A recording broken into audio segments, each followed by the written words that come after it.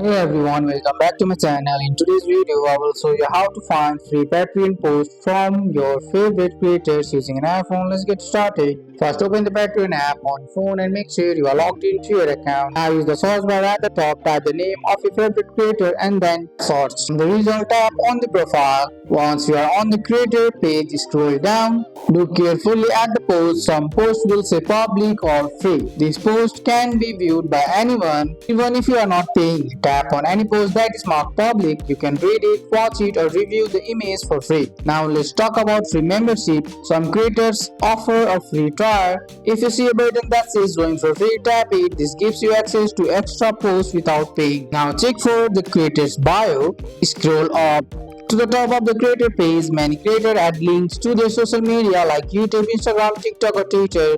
They often share free content there too. And the easy trick is to sort posts. On some creators page, you can filter or scroll to older posts. Creators sometimes make older posts public so new fans can see them. And that's it. That's how you find free Patreon posts from your favorite creator using an iPhone. That's all for today's video, guys. I hope you guys like this video. If you found this video helpful, drop a like, subscribe for more videos. Thanks for watching. See you in the next one.